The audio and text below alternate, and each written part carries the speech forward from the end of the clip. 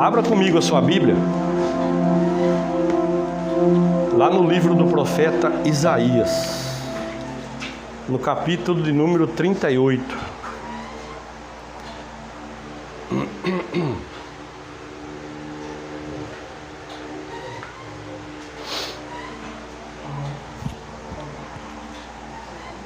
Capítulo de número 38 do livro do profeta Isaías. Aqui nessa passagem, eu já ministrei sobre essa passagem aqui. Aqui está falando da doença e a cura do rei Ezequias. Quem foi o rei Ezequias? Primeiramente, para a gente entender. Ele era filho do rei Acás, foi o 13º rei de Judá, reinou por 29 anos. E o que ele fez de bom? Já no primeiro dia, quando ele assumiu o reinado, ele fez, já no primeiro dia, diferente do que o pai dele fez. O que o pai dele fez, o rei Acás? O rei Acás mandou fechar o templo estava fechado, ninguém mais, não fazia culto, não buscava a Deus, não tinha pregação da palavra, e eles estavam usando o templo como um depósito. Então eles estavam guardando tudo lá dentro do templo, estava fechado, virou um depósito. E o Ezequias, quando ele assumiu, já no primeiro dia, o que ele fez? Ele chamou o pessoal, mandou abrir o templo, mandou tirar tudo que era tranqueira que tinha lá dentro, mandou limpar. E o que ele fez? Já no primeiro dia, restituiu os levitas à posição deles, e já mandou que o povo viesse, que o povo subisse para celebrar a Páscoa, que já há vários anos não estava sendo celebrada, pois o templo estava fechado. Então, nos estudos que eu estava fazendo, ele é considerado o melhor rei que Judá teve. A Bíblia diz assim que não houve igual a ele antes dele e nem depois. Amém? Então nós vamos ver aqui agora. Depois, no começo ele reinou junto com o pai dele. Então ele teve a oportunidade de ver o que o pai dele fazia, que não era de acordo com a vontade de Deus. Quando então ele assumiu o reinado para reinar sozinho, a partir daí então foi o primeiro dia do reinado dele, que ele tomou essas atitudes aí. Só que, o que aconteceu? O Salmaneser, que era rei da Síria, veio contra Judá e instituiu tributo para Ezequias. Então o que ele fez? Ele não tinha como pagar o tributo. A primeira coisa que ele fez foi lá no templo e tirou tudo que era ouro e prata que tinha nos umbrais do templo ali para pagar o tributo.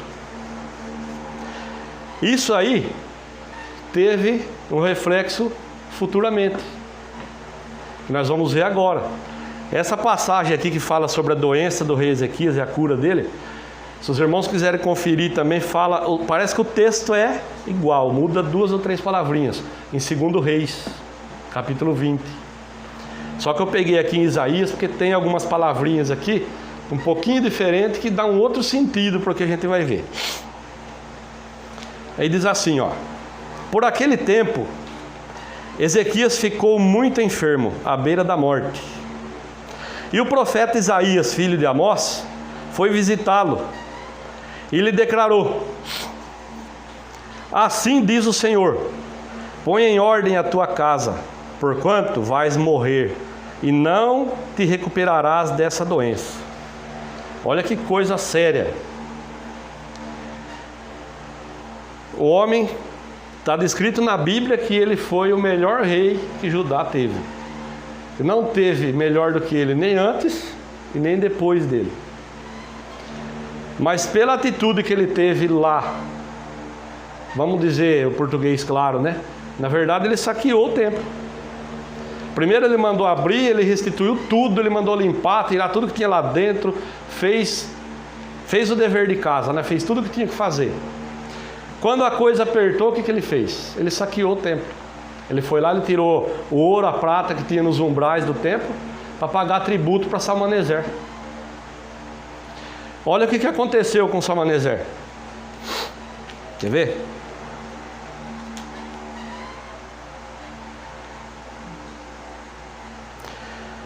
Sucedeu que certo dia, estando ele prostrado no templo do seu Deus, Nisroque, seus próprios filhos, Adrameleque e Sarezer, se aproximaram sorrateiramente e o assassinaram à espada. Então fugiram para a terra de Ararat, e seu filho, chamado Esar-Adom, assumiu o trono da Síria como seu sucessor. A partir daqui, então, que se sucedeu, que veio a cobrança, né? A conta chegou, né, pro Ezequias, que é a partir da onde eu fiz a leitura para os irmãos. Então, o que eu quero que os irmãos entendam? Ó. Eu vou ler de novo. Por aquele tempo, Ezequias ficou muito enfermo, à beira da morte. O profeta Isaías, filho de Amós, foi visitá-lo e lhe declarou: assim diz o Senhor, põe em ordem a tua casa, porquanto vais morrer, não te recuperarás dessa doença. O que adiantou ele passar a vida dele reinando, fazendo as coisas diferentes do que o pai fez? Reorganizou todo o templo, mandou que eles retomassem todas as celebrações que aconteciam ali, que há algum tempo já não acontecia. Estava fazendo tudo direitinho. Quando ele ficou doente, alguns estudiosos acham que, né, eles chegaram a uma conclusão, a Bíblia não diz, que ele tinha um câncer. Ele foi acometido de um câncer. Mas naquela época não se era conhecido, né, como a gente conhece hoje. Mas era uma enfermidade de morte. O que ele estava esperando quando ele soube que o Isaías vinha visitar ele? O grande profeta Isaías. No coração dele brotou assim: o profeta vem vindo aqui agora, ele vai orar por mim aqui, Deus vai ouvir a oração do profeta Isaías e vai me curar, né? Eu acredito que no coração dele ele tenha pensado, tenha sentido dessa forma. De repente chega o profeta Isaías, entra lá no quarto, lá onde ele estava, lá na cama dele ali, enfermo, olha para ele e fala o seguinte, ó: assim diz o Senhor, imagina só, imagina a cena: põe em ordem a tua casa, porque você vai morrer, você não vai se recuperar dessa doença. Imagina. Eu imaginando a cena: nossa, o profeta Isaías vem vindo te visitar, agora ele vai chegar aqui, ele vai orar por mim, vai trazer a palavra de Deus aqui, Deus vai me restaurar, vai me colocar de pé. Eu imaginando a cena. Aí chega o profeta lá, olha para ele: ó, Deus está mandando eu te dizer para você colocar sua casa em ordem, porque você não vai se recuperar, você vai morrer. Imagina o choque de realidade que ele não levou. Agora que eu vou fazer a célebre pergunta: e se Deus chegasse para mim e para você hoje e fizesse essa pergunta aqui? E se Deus chegasse para mim, Márcio, põe a tua casa em ordem que você vai morrer. Não falando nada de enfermidade, mas se Deus chegasse para você hoje e falasse assim, se ele chegasse e falasse: Lucas, põe sua casa em ordem que você vai morrer, não vai sobreviver não. Qual que é o sentimento que brotaria no seu coração? Qual que era o choque que você ia levar? Ou você ia falar assim: não, profeta, está tudo certo, Deus, está tudo em paz, mesmo que eu morrer, estou indo para a glória, né? Será que está? E se não tiver? Olha o que ele fez. Versículo 2 do capítulo 38. Então Ezequias virou o rosto para a parede e clamou ao Senhor. Olha a oração dele: ó Senhor, lembra-te de que tenho andado na tua presença e de como tenho te servido com fidelidade, integridade de coração e sincera devoção, e tenho realizado tudo quanto é agradável aos teus olhos. E Ezequias chorou com grande pesar. Numa outra tradução fala assim: e ele chorou amargamente. Ele orou, primeiro, esse ato de virar o rosto para a parede, o que significa? Ele parou então de depender de homens. No coração dele, qual que era a esperança dele? Em Isaías. Talvez ele tenha mandado chamar o profeta. Talvez foi um mensageiro lá. Falou: profeta, o rei Ezequias está enfermo lá, ele pediu para chamar o senhor, para o senhor orar para ele. Então, a confiança dele estava posta no profeta, não em Deus. Isso é para mim e para você. Nós não podemos colocar nossa confiança em ninguém. Vocês estão aqui nessa noite, não coloca a sua confiança em mim, que eu sou pecador igual a você. Como arroz e feijão igual a você, eu tenho que trabalhar igual a você. Eu estou aqui na frente pela misericórdia de Deus. Ele me deu uma palavra aqui mesmo em Isaías 60 e eu estou sendo obediente a essa palavra. Mas jamais pense assim: está acontecendo alguma coisa, eu preciso ir lá conversar com o Márcio, que ele vai orar para mim e as coisas vão acontecer. Jamais. Pode vir? Pode. Eu estou aqui à disposição. Precisando, vem aqui. Chega aqui, abre o coração, nós vamos dar a mão, nós vamos clamar a Deus junto. Mas não coloca a sua confiança em mim, a sua confiança tem que estar no Senhor. Amém? Então, primeira coisa, o ato dele virar o rosto para a parede. A partir de agora, eu não confio mais em homem nenhum, eu não vou depender de homem nenhum. Ele virou o rosto para a parede e falou com Deus. Só que o fato de ele ter saqueado o templo como ele fez, para pagar tributo para o rei Salmaneser, fez com que a conta chegasse para ele. Demorou? Demorou, mas chegou. Chegou o dia. Aí ele orou a Deus, vou repetir a oração dele. Ó Senhor, lembra-te de que tenho andado na tua presença e de como tenho te servido com fidelidade, integridade de coração e sincera devoção, e tenho realizado tudo quanto é agradável aos teus olhos. Será que foi agradável aos olhos de Deus? Depois dele fazer tudo o que ele fez e ter sido o rei que ele foi, a hora que a coisa apertou, o que eu faço agora? Eu vou tirar o ouro e a prata do templo lá e vou pagar o tributo para o homem. Fazer o quê? Será que isso foi agradável a Deus? Lembrando que aqui nós estamos falando de Antigo Testamento, tá? A Bíblia é assim, tem coisas que eu tenho que pegar como exemplo, isso eu não vou fazer jamais. E a outra que eu vou pegar de exemplo, isso eu vou fazer igual. Então, aqui nós estamos vendo que ele orou a Deus, né? Mas aqui ele está pedindo perdão do que ele fez? Não. Ele chegou diante de Deus ali, falou o que ele tinha que falar, só que ele se esqueceu. Mas Senhor, me perdoa de eu ter feito o que eu fiz. Olha só. Versículo 4. Contudo, veio a palavra do Senhor ao profeta Isaías. Vai e comunica a Ezequias: eis a palavra do Senhor, o Deus de teu antepassado Davi. Ouvi, pois, a tua oração e observei o teu lamento e as tuas lágrimas. Acrescentarei 15 anos à tua vida. E mais, eu livrarei a ti e a esta cidade das mãos do rei da Síria.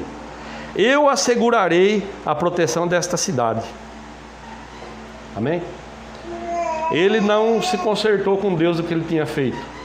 Porém, quando a Bíblia diz aqui que ele virou o rosto para a parede, parou de depender dos homens, das pessoas, foi sincero com Deus, abriu o coração e chorou com grande pesar, chorou amargamente, então aí Deus liberou perdão para ele. Liberou perdão e ainda falou: eu vou livrar você, vou livrar a cidade e vou acrescentar ainda 15 anos à sua vida. Então aí, um pouco adiante aqui, o profeta manda eles fazer lá uma pasta de figo, e a Bíblia fala que eles colocaram sobre a úlcera. O que é uma úlcera? Uma ferida aberta. E ele sarou. Deus restituiu a saúde dele. E o que Deus falou para ele? Você vai sarar e ao terceiro dia você vai subir à casa do Senhor. O que eles faziam na casa do Senhor naquela época? Sacrificavam. Então, quando ele subiu à casa do Senhor, ele foi lá, o profeta lá que estava lá, o sacerdote, né? Ele foi lá, falou o que tinha acontecido, o sacerdote então instituiu: você traz aqui para mim então tal animal que eu vou sacrificar em teu nome. Então, ao terceiro dia ele foi lá para fazer o sacrifício. Hoje nós não precisamos mais disso. O último sacrifício de sangue foi de Jesus. Amém? Só que o que eu quero transmitir para os irmãos? Hoje em dia, a cultura da igreja evangélica, qual que é? Tá, uma pessoa está enferma? Tá, então vamos chamar lá os irmãos lá da igreja. E ele vai lá, ele vai colocar óleo na cabeça da pessoa, ele vai orar e Deus vai fazer a obra, né? Hoje em dia nós somos doutrinados dessa forma. Basta que eu vá lá e coloque a mão na cabeça da pessoa, chama aquele mal pelo nome, manda o demônio sair, ele tem que obedecer. Isso não é mentira, não é fábula, ele tem que obedecer quando eu uso o nome de Jesus. E o milagre vai acontecer, a bênção vai acontecer e pronto. Nem sempre a receita é essa. O que nós vimos aqui? Quando o profeta chegou lá, o que o profeta fez? Deus falou com ele, Deus deu a palavra para ele, você vai falar isso. Com certeza ele orou, Senhor, me dá uma palavra para mim dar pro rei Ezequias, lá que eu estou indo lá para orar por ele, lá me dá uma palavra. O que Deus deu para ele? Você vai falar para ele que é para ele consertar a casa dele porque ele vai morrer. Ele não vai sarar. Então o que nós vimos aqui? O Isaías não chegou lá e botou a mão na cabeça dele e chamou o mal pelo nome e manifestou o demônio lá na vida do Ezequias e ele lá chacoalhou a cabeça dele, mandou o demônio sair e ele sarou. Não foi isso que aconteceu. O que nós vimos aqui? Nem sempre a receita é essa. Por quê? Se ele tivesse chegado lá e feito isso, ele não ia sarar. Foi isso que Deus mandou fazer? Então nem sempre a receita é essa. Alguém está passando alguma enfermidade, está passando uma dificuldade, simplesmente eu vou lá e boto a mão na cabeça da pessoa, chamo o mal pelo nome, mando o mal sair, pronto, acabou. Agora é só bênção. Nem sempre a receita é essa. De repente a pessoa tem que consertar algo que está errado na vida dela. Às vezes tem algo errado na vida sentimental, às vezes tem algo errado que está guardado no coração da pessoa, que ninguém sabe, é só entre ela e Deus, e ela está padecendo por causa daquilo. Então nem sempre eu vou chegar lá e vou orar e a coisa vai acontecer. Eu tenho sim que pedir a palavra para Deus e ser dirigido pelo que Deus vai me falar. E algumas vezes é assim. Algumas vezes a gente vai ter que chegar na pessoa, o que está acontecendo? Isso. Pela conversa Deus vai mostrar, olha, você está com rancor, com mágoa no coração, isso está acontecendo na sua vida por causa disso. Deus vai dirigindo a gente. A gente ora, a gente põe lá a mão na cabeça, a gente chama o mal pelo nome, mas se a pessoa não fizer o que ela tem que fazer, nada vai acontecer. Por várias vezes eu fui fazer visita domiciliar, eu fui orar por pessoas e passado algum tempo a pessoa estava do mesmo jeito e às vezes até pior. E aí, o que a pessoa faz? A culpa é de quem? De Deus.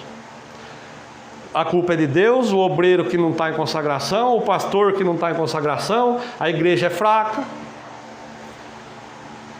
Na verdade, a culpa é o quê? A pessoa não está fazendo o que ela tem que fazer. O que Deus mandou o Ezequias fazer? Consertar a casa dele. O que ele tinha que fazer? Ele tinha que fazer uma reunião ali e colocar os pingos nos is, consertar tudo. Porque se ele saqueou o templo lá, ele tirou todo o ouro, toda a prata lá, para pagar tributo para o rei, para o Salmaneser, que era rei da Síria. Provavelmente tinha feito mais coisas que desagradavam o coração de Deus, né? Porque quando a pessoa é capaz de dar um passo errado, ela é capaz de dar vários, né? Então, o que eu queria trazer para os irmãos através desse texto que Deus colocou no meu coração hoje é isso aqui. Nem sempre a receita é essa que nós estamos acostumados a ver. De repente Deus vai falar que tem que fazer alguma coisa. E se não fizer, o que vai acontecer? O que ia acontecer com ele? Ia morrer. E qual que é essa morte hoje para nós? É a morte espiritual, que é o que? A separação de Deus. Porque se tiver algum pecado, alguma coisa na minha vida, na sua vida, que tiver que ser consertado e não está sendo feito, o que vai acontecer? Vai chegar o dia que vai acontecer isso, a morte espiritual. Vai chegar o dia que a gente vai orar, Deus não vai ouvir, não vai responder, né? Aí a gente pode pedir para quem for fazer oração. Faz oração para mim. Faz e desfaz. Pode virar piroleta, pode plantar bananeira e não vai acontecer nada. Por quê? Não depende de mim, não depende da pessoa que vai orar. Depende da direção que Deus vai dar e daquilo que Deus vai revelar que a pessoa tem que fazer. Amém? E como que Deus faz isso? Deus vai falar para mim, falar para a pessoa, você tem que fazer isso. Deus vai dirigindo a gente. Na palavra. Eu ouço, eu converso com a pessoa abre o coração. Enquanto a pessoa está falando, eu estou com os ouvidos atentos, aguçados, que Deus vai me dando a direção. Eu não vou citar nomes, mas a Sueli estava comigo e ela vai lembrar. Um dia desse, num sábado de manhã, veio uma pessoa aqui em casa, homem de Deus, desanimado no último. Segundo a palavra dele aqui dentro de casa, era o último dia que ele ia pisar dentro de uma igreja. Homem de Deus, de oração. E aí ele falou assim para mim: irmão, pega a sua Bíblia e dá uma palavra para mim. E eu falei: mas o que está acontecendo? Abra o seu coração. A Sueli estava junto, então ela vai lembrar. Eu nem fui pegar a Bíblia. Ele começou a falar para mim que as pessoas não davam crédito para ele. Abriu o coração. E aí ele exclamou dessa forma: irmão, eu ainda vou fazer uma oração para um morto aqui nessa cidade, e o morto vai sentar no caixão para as pessoas verem que eu sou de Deus. Quando ele acabou de falar, eu estava com a palavra no meu coração já. Eu falei para ele: irmão, eu não vou nem pegar a Bíblia. Você está esperando acontecer uma coisa extraordinária para chamar a atenção da cidade, das pessoas. Não é isso que Deus espera da gente. Falei: quanto tempo o irmão tem de evangelho? Ele falou quanto tempo ele tinha de evangelho. Falei: quantos mortos espirituais já não levantaram, já não saíram da cova por causa de uma palavra que saiu da sua boca? Você está esperando a glória do homem, a glória das pessoas. Seu galardão está preparado, irmão. Todo esse tempo que você tem de evangelho, quantas pessoas que já não reataram o casamento, que já não saíram das drogas por causa de uma palavra que saiu da sua boca. Quem tem que ver está vendo. Não importa que as pessoas não dê crédito para você, quem tem que ver está vendo. Aí ele caiu de joelho lá e chorou e me abraçou e demos glória a Deus junto lá, fizemos uma oração junto. Quando chegou na pandemia aí, Deus recolheu ele. Só que ele não desistiu do ministério dele. E ao contrário, ele falou para mim alguns dias depois que aquela palavra que eu dei para ele deu um gás na vida dele que ele nunca tinha sentido aquilo. Ele continuou fazendo a obra e quando Deus recolheu ele, ele estava feliz. Ele sucumbiu ao Covid, mas partiu feliz. E se aquele dia eu tivesse entrado na dele? Se eu não tivesse dado ouvidos a Deus ali no momento, se eu tivesse entrado na dele. É verdade, irmão. Verdade, você tem que fazer isso mesmo. E dado força para ele. Talvez ele teria ido antes da hora. Talvez ele teria desistido do ministério. Talvez ele teria se desviado. E aí? 1 mês, 2 meses depois, quando ele faleceu, o que ia acontecer com ele? Então, a gente tem que estar atento e nem sempre, como eu estou falando para os irmãos, nem sempre a receita é essa. Bota a mão na cabeça dele lá e manda o Satanás sair que o resto eu faço. Não é sempre assim. Amém? Isaías 43, 26. Pertinho aí. O que o Ezequias fez, a atitude que ele tomou quando ele virou o rosto para a parede, é a atitude que nós temos que tomar quando a gente tem que chegar diante de Deus para pedir algo para Deus, ó. Sem saber, ele fez isso aqui, ó. 43, versículo 26. Relembra o teu passado para mim.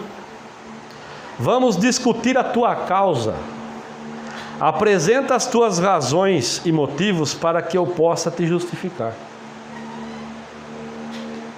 Então, essa é a receita da maneira que nós temos que fazer.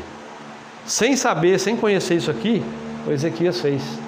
Virou o rosto para a parede relembrou a Deus o passado dele, né? Ele fez isso aqui, ó. Relembra o teu passado para mim. Vamos discutir a tua causa. Me apresenta as tuas razões e motivos para que eu possa te justificar. O que aconteceu? Vamos voltar lá. Vamos reler aqui a oração dele. Senhor, lembra-te de que tenho andado na tua presença e como tenho te servido com fidelidade, integridade de coração e sincera devoção. E tenho realizado tudo quanto é agradável aos teus olhos. E Ezequias chorou com grande pesar. Então, sem saber, ele fez o que está descrito lá no versículo 26 do capítulo 43. Então, isso aqui, ó, guarda isso no teu coração, marca Isaías 43, 26 aí. Talvez na sua tradução está um pouquinho diferente. Tá, de repente na sua tradução está falando assim: entremos junto em juízo, me relembra as tuas razões para que possa te justificar. Mais ou menos assim. Ó, relembra o teu passado para mim. Deus falando. Vamos discutir a tua causa. Me apresente as tuas razões e motivos para que eu possa te justificar. Então, essa é uma receita de uma oração que a gente tem que fazer para Deus. De repente está acontecendo algo na sua vida aí que parece que não tem solução. Quanto tempo que eu já estou orando, quanta oração que eu fiz já, e parece que Deus não me ouve. Pega Isaías 43, 26, começa a praticar isso aqui. Começa a falar com Deus. Quando você estiver fazendo isso aqui, Deus vai trazer ao seu coração o que é que está impedindo você de alcançar os seus objetivos. Amém? Quer ver? Mais um. Ele podia ter feito, né? 2 Reis, capítulo 5. Não precisa ir lá, eu só vou citar aqui. O general Naamã, aqui está falando da cura da lepra de Naamã. Então o que o Naamã fez? O Naamã era um general, um grande homem diante do rei dele ali. Através dele, Deus fez grandes coisas, deu muitos livramentos.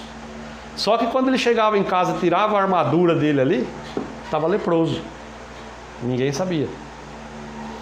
Uma menina que ele tinha levado escrava lá para servir a esposa dele, um dia viu aquilo e falou para a esposa dele: olha, se o meu senhor estivesse lá diante do profeta que está em Samaria, ele oraria por ele e sararia ele dessa lepra. O que ele fez na mente e no coração dele, o Naamã? Foi lá, falou com o rei deu uma carta, mandou o Naamã para lá, achando que era o rei que ia orar. O rei rasgou as vestes: quem sou eu para curar alguém? Aí o profeta ouviu, né, o Eliseu, e falou para o rei: manda ele vir comigo aqui, que para todos saberem que há profeta em Israel.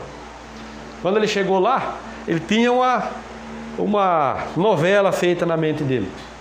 Eu vou chegar lá, o profeta vai vir de encontro comigo, vai clamar a Deus, vai passar a mão na ferida e eu vou ficar curado da lepra. Quando ele chegou lá, o Eliseu nem se levantou da cadeira dele. Mandou o servo dele ir lá, falou assim pro Naamã: ó, você vai lá no Rio Jordão, vai se banhar 7 vezes e a sua carne vai se curar, vai ficar igual a do menino.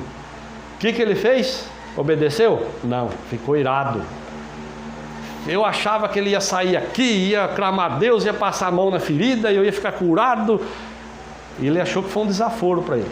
Aí os servos dele falaram: senhor, se ele tivesse mandado o senhor fazer alguma coisa grandiosa, o senhor não ia fazer? Ia. Ele mandou você se lavar no rio, vai lá, o que custa, né? Nas minhas palavras assim, o que custa? Aí ele foi lá, se banhou 7 vezes no Rio Jordão, que era uma água barrenta, suja. Na 7ª vez, a pele dele estava restaurada, como a pele de um menino, né? Estou citando aqui para entender. Talvez, se o Ezequias, aqui no capítulo 38 de Isaías, se ele tivesse agido igual a Naamã, afinal de contas ele era o rei, né? Pensou? O Isaías chegar lá: ó, Ezequias, ó, Deus está mandando falar que é para você pôr sua casa em ordem, porque você não vai sarar, você vai morrer. Pensou se ele tivesse ficado irado que nem o Naamã? Se ele fica irado, fala, ó, prenda esse rapaz, prenda esse profeta aí. Eu não quero saber mais, não quero ver mais cara na minha frente. Onde já se viu, vem aqui falar um negócio desse para mim. O que ia acontecer com ele? Ia morrer. Ia morrer com a casa não estando em ordem, ia para onde? Ia fritar no tacho do Satanás, né? Ia cair direto no inferno lá. Então, por que eu estou citando isso? Porque às vezes Deus vem e fala alguma coisa para a gente, né? Nos surpreende com uma palavra que não é aquela que a gente está esperando. E a gente, no primeiro momento, a gente fica igual Naamã. A gente fica irado, né? Onde já se viu? Eu fui lá para receber uma palavra de bênção e eu saí de lá com a costa quente. Onde já se viu um negócio desse? Não volto mais nessa igreja aí. Não quero mais saber. Esse pastor aí não é de Deus, não. Então, cuidado. Cuidado para você não agir igual Naamã e perder a sua bênção. Amém? E lembra sempre disso. Nem sempre a receita é essa. Não, eu vou pedir para o pastor vir aqui, o pobreiro, ele vai botar a mão na minha cabeça e vai orar e o milagre vai acontecer e vai ser só bênção. Nem sempre a receita é essa. Então, por que Deus trouxe essa mensagem? De repente, às vezes você até pensou dessa forma esses dias aí, né? Talvez Deus trouxe essa mensagem e está falando diretamente assim no seu coração, ó. Lembra daquela conversa, lembra daquela mensagem, lembra daquele dia que você discutiu com fulano, lembra disso, lembra daquilo. Talvez Deus até já trouxe no seu coração. Tem que consertar, senão não vai sair do lugar. Amém? Então, guarda essa mensagem no seu coração, medita mais nela, peça para Deus que tem... Isso aqui eu falo sempre, eu vou falar até na última vez que eu ministrar. Tem algo que Deus tem para você, que tem algo que Deus tem para mim, que é só para mim, que é só para você. Ele não vai colocar na boca de ninguém. Quando você entrar no seu quarto lá, fechar a porta e falar com Deus, Ele vai abrir para você. Entra lá, ora, Senhor, agora eu quero saber o que o Senhor tem para mim nessa mensagem de hoje. Eu quero saber, eu preciso, eu necessito. Deus não é Deus de confusão, Ele vai abrir para você. Amém? Os irmãos entenderam? Eu sempre oro a Deus lá, Senhor, que eu seja claro e objetivo. Então, se eu não conseguir transmitir para você, se ficou alguma dúvida no seu coração, por favor, depois do culto, vem falar comigo.